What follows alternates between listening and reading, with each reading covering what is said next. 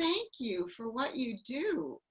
I, You're I welcome. get about you. It's so, especially now, it's so important and it's so impressive. And thank you for including me. I'm delighted to include you, and thank you for thanking me. I love what I do. I just, every day is so amazing. I get to talk to women like you, but women from all over the world with so many interesting stories, novelists, nonfiction. It is so like intellectually and emotionally engaging, and I just love it. It's like a dream come true. So, And you give that to so many others, so it's such a good thing, and especially now, again, those oh, kinds of good things mean a lot. So oh, okay. okay. Well, thank you for saying all that. Sure. I'll Be Seeing You is so beautiful. Your memoir, I mean, I was crying at times. It made me so sentimental. The way you write about your parents was absolutely beautiful, as I'm sure you know, but maybe it doesn't hurt to hear again. It was just a sensational memoir about aging and caregiving and all the rest. So, bravo. I loved it. You know what? I appreciate that on lots of levels, not least of which is the fact that writing something this honest is scary, and you wonder if you're betraying people in presenting them this way. And of course, there's a section in the book about that. But in the end, I thought it was probably worth it. And from what I've been able to see so far, it really has helped people. I think there's something about making yourself vulnerable about a complex issue that opens up a lot of things for people. So I'm very much gratified by that. Well, I'm grateful to your writing group, who I know you discussed this with early, to see Yeah. what they thought about it, and I'm glad they encouraged you to get over the line and actually put it out into the world, because it's true. I mean, sometimes you need a guide from other people, and we all are going through this for the first time. We don't know what to do, so having a guidebook like yours, or just knowing someone else's experience, is Yeah. so encouraging. And it's of course an issue for so many people, having aging parents. I was wondering though, because you wrote it in a diary style, and of course it started in 2010. Did you write it at that time and then just leave it and wait till now, or what happened? Tell me about the writing of this. It was a mix, but for me as a writer, the way that I process things, the way I come to understand them is by writing about it. I wasn't sure that I would publish it, but I wanted to remember, and I wanted to just get it out, because it can feel like an incredible emotional load that you're carrying around going through these things. It struck me oddly that it's a kind of parallel for what we're going through right now, in that you're stuck in the middle. You don't know when it's going to end. You don't know how it's going to turn out. There are so many sad and fearful things about it. The pandemic's a little bigger than this, of course, because aging is a natural part of life. But in the same way that what helped me go through this experience was to, as they say, get small and take it day by day, that kind of philosophy is also helping me get through what we're all enduring now. And are you writing about it? I know you have a big Facebook blog and everything, but are you writing every day to record how you feel in the moment now so you don't forget? No, with regard to the pandemic, Yeah. no. I do post occasionally, and I've really been struck by how people need that too, not just from me, of course, but from all kinds of sources where people are talking about it, getting it out there, expressing their fears, expressing their anxieties and their sorrows, but also expressing what is still joyful, the things that remain that can really nourish and sustain us and support us. And people need that too. So, for example, the last post I did was about trying to formalize some of the things that I do that bring me joy, like reading, like listening to music. And I'm a person like so many others that says, I'm going to do that, and then I don't do it. It helps if I formalize it. So I say, okay, every Tuesday you're going to a concert in your own house. So I had on Benny Goodman the other day, and I am telling you, it is joyful music. And I could just see those women standing at the big square microphone in their formals, and swaying and singing these songs. And it was a moment. And it can be hard at a time of such crisis to take that in and have it. And for me, it's a matter of compartmentalization and saying, look, it's okay if you have this moment of joy. You're not taking away anything from anyone else. And in fact, you're building yourself up so that you can help yourself and others better. It's so true. Like the mom, if the mom doesn't take care of herself, forget about it. Yes. I know that all too well. Yeah.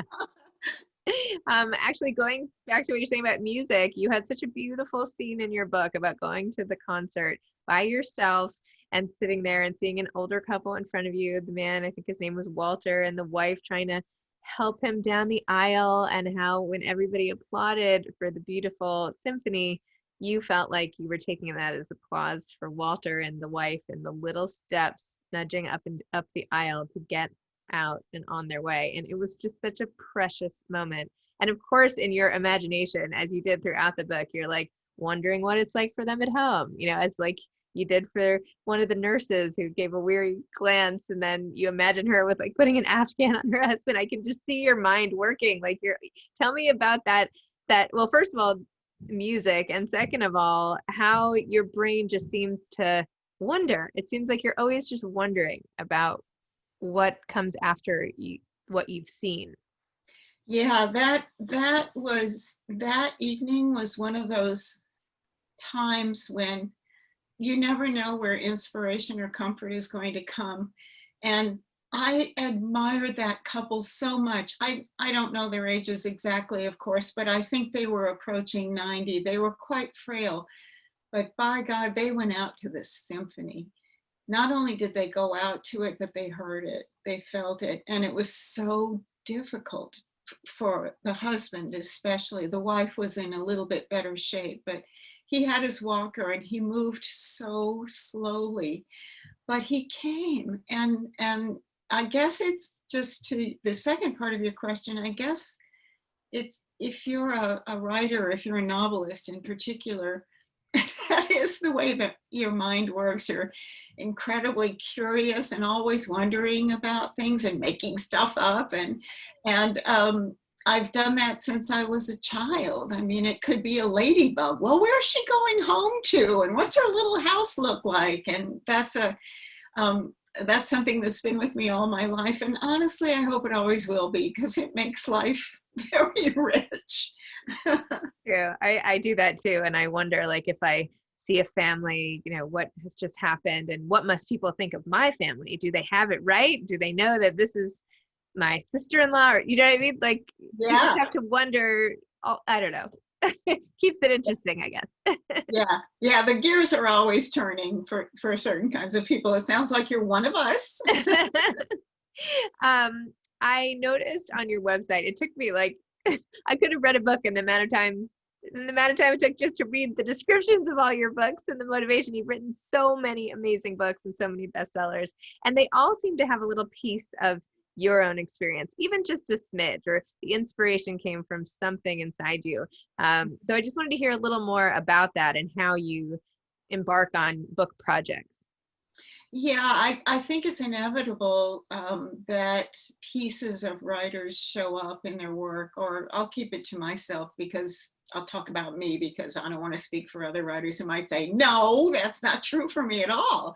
But for me, I have to draw on my own life predilections and experiences in order to enrich the material I'm writing. What becomes the fiction part is the overarching theme of what it is that I'm trying to get at in this particular book or in this particular case. I do think, though, that writers write about the same thing over and over in different ways. And for me, it's love, loss, longing, and the search for home over and over and over again. Maybe everybody has those themes a little bit in their work. But that's because of the way I am, the way I turned out to be. And so it's manifested in everything I write.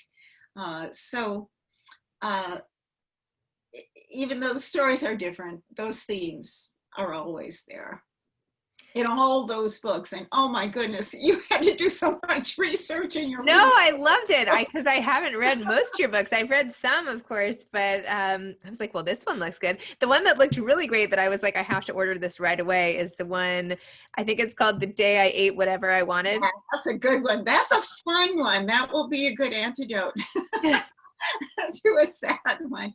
That's short stories, and they all have to do in some way or another with food. And it was so much fun writing them. I will tell you that there's a couple in there that are sad. I think there's two that are sad, but the others are pretty funny. I like reading about sad stuff too. I like all of that. I mean, I just started a new group and a new podcast called Moms Don't Have Time to Lose Weight. And I'm trying to, yeah. So I feel like maybe that we should have a book club for that podcast or something, because that seems like a good place to start. Who doesn't like to talk about food? I know. It's like we could talk about it all day. Yeah. So when you think about your longing for home, I know you grew up an Army brat and all the rest, and a lot of your writing in this book was about growing up and your dad and how your relationship with him changed over time. Tell me about how your sort of constant relocation has affected that search for you and that need for belonging. Yeah, it really does have an impact, particularly on sensitive children. I went to one high school reunion in my life, and I went 2 years of high school in Germany and 2 years in St. Louis, Missouri. And in Germany, it was a bunch of Army kids, all going to this actually quite good school there.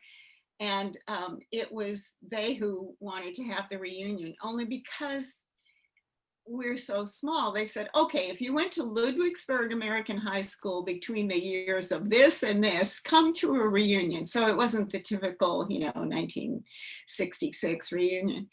And one of the things that happened at that reunion is that a large group of us got together and talked about that notion of what it feels like to be uprooted all the time, and how does that impact your personality. And we all agreed that here's what it does. You become a fake. You seem gregarious, you seem like you're wide open and ready for friendship, but you're always holding back because you know you're going to have to leave. And I think that can bleed into relationships in general, that you have that kind of reserve against. You can't invest fully in everything around you because you're going to be pulled away from it, and it's just too devastating. So you invest a little bit. And I was really struck with how every single person in that rather large group agreed with that. That's very interesting. Is that why you mentioned in the book how you feel like you fail at your relationships, like with your partner now even, and that he's very patient with you, but that you failed in your first marriage? And I was wondering, because you didn't elaborate on that, and I found myself thinking, well, like, what does she mean? Like, how did she fail? How is she feeling now? Like, so can you give us a little more? Because okay, we're just going to deliver the goods here, okay? Because I'm always one step away from saying, fine, the end, we're done. It's very easy for me, I'm sorry to say, it's a real character flaw. It's very easy for me to get to that place of saying, forget it, we're done. Because I've been there so many times with a place. We're done with this place, we're leaving. And then the other part is, it really is true that my parents had what my agent calls a Reagan marriage. They really laid the gauntlet down, and I don't expect in my lifetime to see that kind of love and loyalty again. And boy, as you know, having read the book, it was tough for a while. Holy moly, it was really tough for a while. But I think the redeeming part of reading this book is to see how it got worked out, that it ended, and it ended as well as it could have. Wow. Yeah, that was part of the power of it, I think, is watching the changes that go on with somebody else and how that love still manifests itself even in the smallest of gestures. And that's like those things that made me cry, the little lunches, or I don't know, just these little moments at the table, or You I know don't know. what got me the most out of all those moments? The fly swatter.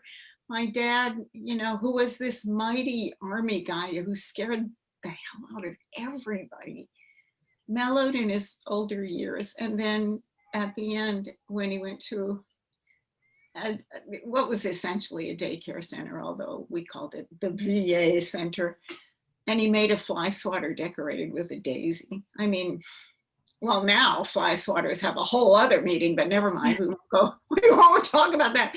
But here she has this essentially useless fly swatter all decorated with flowers, and who would want to keep that? But she said, "Yes, your father made that for me," and she set it aside. And oh man, I had to stand really still for a moment after Aw. that one. Yeah, there were lots of those. When he was trying to change the battery in the hearing aid, and you and your Yeah, sister were trying, you were like rooting for him to do it. yeah. And it's not just these moments, it's somehow the way that you're writing about them, how you're so in the moment. Like the fact that you and your sister, like that moment from the outside might not have been so noticeable, like that he's in the kitchen and you guys are waiting, but there's actually all that unspoken stuff is what you write about, and you capture it. I don't know, it's so powerful, I Yeah, think. we were both watching him so intently. Please let him have at least this. Let him be able to change his own hearing aid battery, but nope. Oh, Yeah. anyway. Um, well, are you working on another book now? What, how can you follow that up with something? I mean, that's like, it's so personal. Um, you know, I think in part because of the situation in which we find ourselves, I'm uncharacteristically scattered. So I wrote another Mason book. I wrote these books that take place in a fictional town. There are now 3 of them. The first one is the story of Arthur Trulove, and I wrote 2 more. And so I wrote another one of those, but I'm very taken with nonfiction suddenly after having written 10,000 novels. I'm very taken with nonfiction. So I I thought about doing a collection about old boyfriends, because if there were a party and if there were a group of women talking about old boyfriends, I would so be there. I think that whenever we reveal things about the relationships we had with old boyfriends, there's a commonality, but there are also delicious differences. So I've written 3. And I wanted to do, in essence, a life in boyfriends, how I was at the time, how they were at the time, how these relationships shaped me. In at least 2 instances, I went back after many, many years and had conversations with these guys. One was a musician, and the one who took my heart, ran over it with a tank, and then stepped on it, that guy. We all have, I think, one of those, or many of us do anyway. And boy, that was an interesting conversation. So yeah, that's another thought. And then I have a lot of ideas that I haven't fleshed out, but I guess I'm happy at this age that I still have ideas. So, I am interested too in paying it forward in a way. I do writing workshops, not lately, of course, but what I want to do, my legacy in a way, here's a big secret. Not that secret, but kind of secret. But what I would like to do is provide a writing retreat house where a group of women could come and know that all they were going to hear is support. And all they were going to do is have time for themselves. And each woman gets a room, and I want to put fresh flowers in there, and I want to have books everywhere, and a big dining room table that they can gather around and share the day's work with.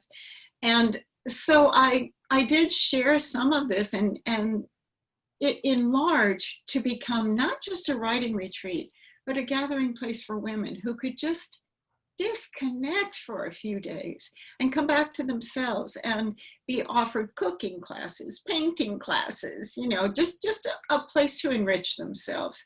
So I kind of want to do this. I like to rescue houses because, search for home. So I find these wrecks and transform them into what they used to be. And there's a little one I got that's, oh my God, my partner, who's the guy who does construction, said, don't go in there. Do not go inside there. It's really bad, but it's a cute little house. So I want to turn that into a cottage. I'm really taken with cottages, and that's the place where I want to provide this. I don't know, I guess it would be my legacy, this place for women. No men allowed, no men allowed, only women.